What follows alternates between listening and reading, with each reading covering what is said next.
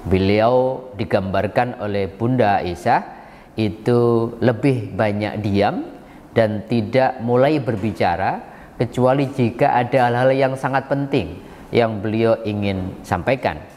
Beliau selalu memulai dan mengakhiri perbincangannya ketika bicara itu dengan mengatupkan kedua bibirnya menurut Bunda Aisyah, dan beliau juga menggambarkan penyampaian beliau itu ketika berbicara itu penyampaiannya singkat, kemudian syarat makna, penuh hikmah dan proporsional ya. Kapan Rasulullah harus bicara panjang lebar, kapan Rasulullah bicara singkat, kapan Rasulullah harus diam, itu luar biasa sebagai teladan buat kita.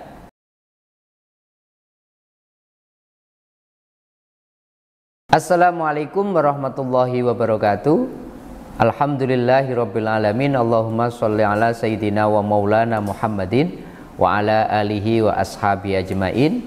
Sahabat-sahabatku pemirsa channel Tauhid Cinta, alhamdulillah kita bisa diberikan kesempatan untuk belajar bersama lagi tentang pribadi sosok terbaik yang pernah diciptakan di muka bumi, Nabi Muhammad SAW, yaitu membahas kehidupan Rasulullah, mengenal lebih dekat Rasulullah lewat buku yang dikarang oleh Abi Isa Muhammad bin Isa At-Tirmidzi dalam karangannya Kitab Syama'il Muhammadiyah.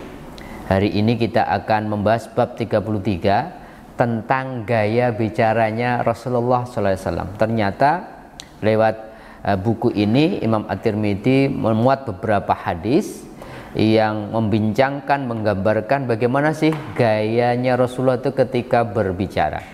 Salah satunya adalah hadis yang diriwayatkan oleh Aisyah.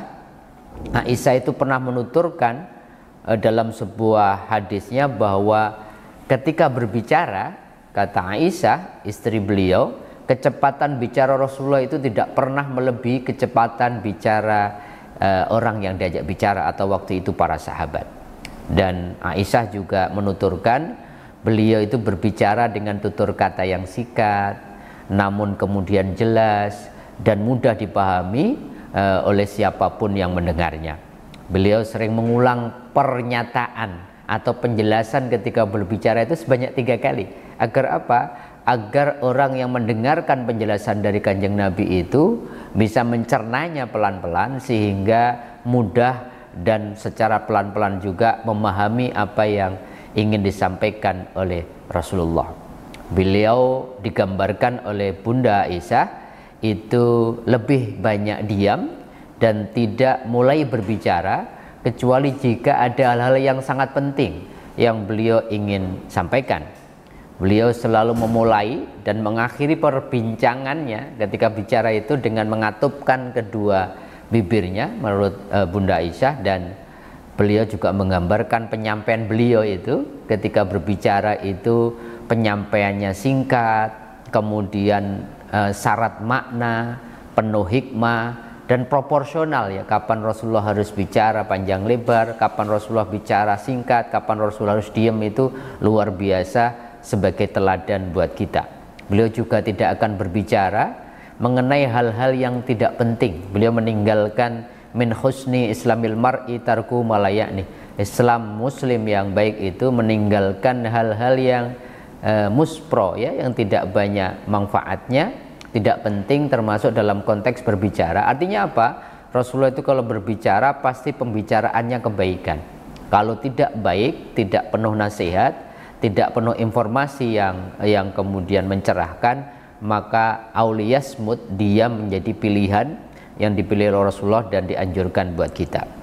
Tidak ada kemudian ketika beliau bicara itu tidak ada nada yang keras, beliau nggak pernah teriak-teriak, tetapi kemudian Rasulullah juga tidak pernah kalau bicara itu tendensius. Rasulullah juga di dalam pembicaraan tidak ada penghinaan bagi pihak lain, sehingga Masya Allah luar biasa. Itu bukan pribadi yang suka mencaci, bukan pribadi yang suka melaknat, bukan pribadi yang suka kemudian menyebarkan berita-berita yang tidak benar. Jadi terkonfirmasi betul ketika Rasulullah mengatakan man kana yu'minu billahi wal yaumil akhir falyakul khairan aw liyasmut, maka barang siapa beriman kepada Allah dan hari akhir, itu pilihannya cuma dua, berkatalah yang baik atau kemudian diam, dan itu dicontohkan, dipraktekkan menjadi sunnah Rasulullah SAW. Itulah sahabat-sahabatku gaya bicaranya Kanjeng Nabi. Mudah-mudahan kita bisa mencontoh ketika kita berinteraksi di dalam konteks berkomunikasi lewat lisan dengan orang lain, sehingga sunnah-sunnah Nabi itu kita hidupkan dan kita lanjutkan dalam akhlak kita, terutama ketika berbicara. Mudah-mudahan ada manfaatnya. Kurang lebihnya mohon maaf. Assalamualaikum warahmatullahi wabarakatuh.